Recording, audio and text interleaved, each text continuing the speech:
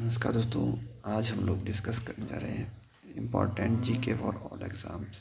मतलब हिमाचल प्रदेश या आप लोग एसएससी या कोई भी एग्ज़ाम की तैयारी कर रहे हो, सभी गवर्नमेंट एग्ज़ाम के अंदर आप लोगों को ये वाले क्वेश्चन देखने को मिलेंगे जो आज हम लोग डिस्कस करेंगे। इसमें आप लोगों को साइंस के मिलेंगे, जीके के मिलेंगे और मैक्सिमम आप लोगों को इम्पॉर्टेंट क्वेश्चन सभी पोर्शंस के आपको देखने को मिलेंगे। इसलिए मैंने यहाँ पे टाइटल ही लिखा हुआ है कि important GK for all exams. तो चलिए स्टार्ट करते हैं वीडियो को, क्योंकि बहुत ज़्यादा इंपॉर्टेंट है, तो आप लोग बिल्कुल एंड तक जरूर देखना।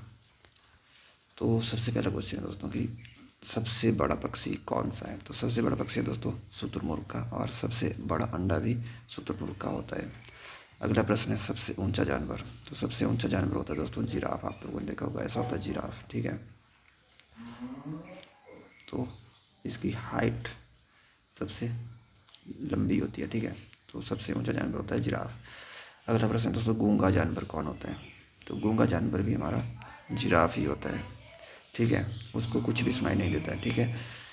और अगला क्वेश्चन दोस्तों सबसे छोटा पक्षी कौन होता है। छोटा पक्षी है दोस्तों हमिंग बर्ड। ये क्वेश्चन आप लोगों को याद रखना है, बहुत ज़्यादा बार, बहुत ही ज़्यादा इंपॉर्टेंट है। इसके ऊपर मैं आपको स्टार लगा देता हूँ, क्योंकि ये क्वेश्चन आपको बहुत ही ज़्यादा बार देखने को मिलता है, हमिंग बर्ड। अगला प्रश्न है दोस्तों शरीर का सबसे व्यस्त भाग कौन सा है।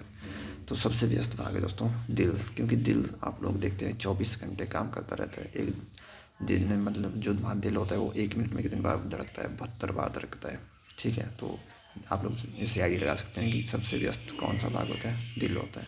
शरीर की सबसे बड़ी ग्रंथि कौन सी है। तो सबसे बड़ी ग्रंथि होती है दोस्तों यकृत। और हमारे शरीर की सबसे, यहाँ पर शेर लिखो दिया, मतलब दोस्तों आप लोगों ने शरीर, यहाँ पे शरीर लेके चलना है। तो जो शरीर होता है उसकी सबसे मजबूत हड्डी कौन सी होती है। होती है दोस्तों जबड़े की हड्डी, जो दांत का इनेमल होता है, ठीक है दोस्तों। जैसे ये हमारा दांत का यहाँ पर हड्डी होती है, ठीक है, वो इनेमल सबसे मजबूत होता है, ठीक है। अगला प्रश्न है स्वस्थ मनुष्य का तापमान, उसके शरीर का कितना तापमान होता है। एक स्वस्थ मनुष्य का, जो बीमार है उसका नहीं हम लोग बोल रहे हैं, लेकिन जो स्वस्थ होता है उसका।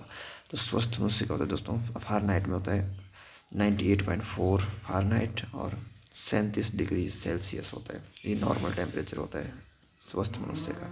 अगला प्रश्न है दोस्तों फारेनहाइट एंड डिग्री सेल्सियस कितनी डिग्री पर समान होते हैं। तो वो होते हैं दोस्तों -40 डिग्री सेल्सियस पर दोनों बराबर होते हैं, ठीक है।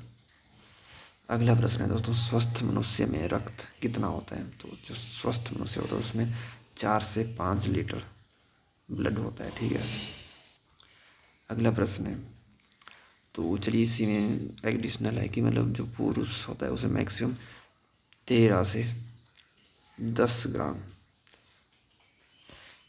ये जो दोस्तों इन्फॉर्मेशन है ये है हीमोग्लोबिन, ठीक है, हीमोग्लोबिन। तो दोस्तों जो मनुष्य होता है ना, उसमें जो पुरुष होते हैं, पुरुषों में होता है 13 से 16 ग्राम हीमोग्लोबिन, और महिलाओं में होता है 10 से 14 ग्राम हीमोग्लोबिन।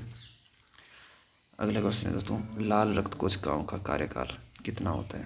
तो उनका जो जीवन का काल, मतलब कितने टाइम तक वो कार्य करती हैं। तो वो करती हैं 120 दिन तक, फिर उसके बाद वो नष्ट हो जाती हैं। अगला सफ़ेद रक्त कोशिकाओं का कार्यकाल कितना होता है, वो होता है 4 से 5 दिन तक। और सर्वग्राही रुधिर कौन सा है, जो सबका, जिसको सबका ब्लड सूट कर जाता है, मतलब उसको लग जाता है, ठीक है, वो होता है AB।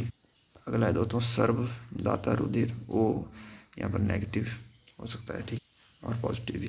मतलब जो ओ ग्रुप का ब्लड होता है वो सर्वदाता, सबको लग जाता है वो, ठीक है। और जो AB होता है वो सबसे ले लेता है ब्लड, मतलब सबका ब्लड उसको सूट कर जाता है। अगला प्रश्न है स्वस्थ मनुष्य का हृदय 1 मिनट में कितनी बार धड़कता है। मैंने आप लोग को बताया था 72 बार धड़कता है। अगला प्रश्न है सामान्य ब्लड प्रेशर कितना होता है। वो होता है 120/80। अगला प्रश्न है दोस्तों किस ग्रंथि को मास्टर ग्रंथि के नाम से जाना जाता है। तो दोस्तों जो पीयूष ग्रंथि होती है हमारे शरीर की, उसको मास्टर ग्रंथि के नाम से जाना जाता है, और इसको पिट्यूटरी ग्लैंड कहते हैं।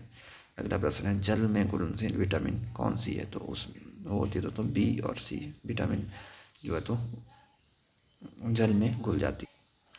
अगला प्रश्न है दोस्तों वसा में घुलनशील विटामिन कौन सी है। तो A, D, E, K, ये सभी विटामिन वसा में घुल जाती हैं। अगला प्रश्न है अमीरों की बीमारी किसे कहते हैं। तो अमीरों की बीमारी कहते हैं दोस्तों होमोफीलिया को इससे बाद अगला क्वेश्चन है, सबसे जहरीला पदार्थ कौन सा है? तो दोस्तों वो होता है रेडियम, जो एक धातु है। अगला प्रश्न है, मनुष्य के आंसू में क्या पाया जाता है? तो सोडियम क्लोराइड दोस्तों, सोडियम क्लोराइड यानी कि NaCl, सोडियम क्लोराइड। अगला प्रश्न है, 180 डिग्री देशांतर की रेखा को क्या कहते हैं? तो उसको कहते हैं दोस्तों अंतरराष्ट्रीय तिथि रेखा।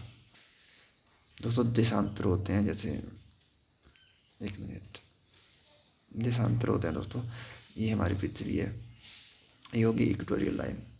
देशांतर होते हैं जो लाइनें यहाँ से ऊपर से नीचे की ओर होती हैं, ठीक है, इनको कहते हैं देशांतर। तो जो 180 डिग्री देशांतर है उसको क्या कहते हैं? उसको कहते हैं अंतर्राष्ट्रीय तिथि रेखा। अगला प्रश्न, अंतरिक्ष का पहला कृत्रिम उपग्रह कौन सा था? तो वो था दोस्तों स्पुतनिक। अगला प्रश्न, अंतरिक्ष में जाने वाला पहला जीव कौन था? वो था एक कुत्ता दोस्तों, और उस किस जाति का था? वो था लाइका जाति का कुत्ता, ठीक है। उसको भेजा गया था अंतरिक्ष में टेस्टिंग के लिए। अगला प्रश्न है, विश्व में अंतरिक्ष में जाने वाला पहला व्यक्ति कौन था? तो वो था दोस्तों यूरी गागरिन, जो कि रूस से संबंधित था, मतलब रूस का नागरिक था। अगला प्रश्न है, विश्व में अंतरिक्ष में जाने वाली पहली महिला कौन थी? तो वो थी दोस्तों वेलेंटिना टेरेस्कोवा, वो भी रूस की थी।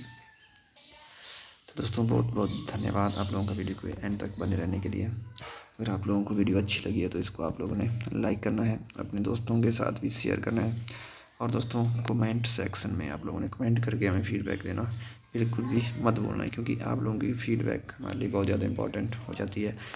और दोस्तों ऐसे ही इम्पॉर्टेंट अपडेट्स पाने के लिए चैनल को सब्सक्राइब भी कर देना है। बाकी मिलते हैं अगली वीडियो में, तब तक के लिए जय हिंद, नमस्कार।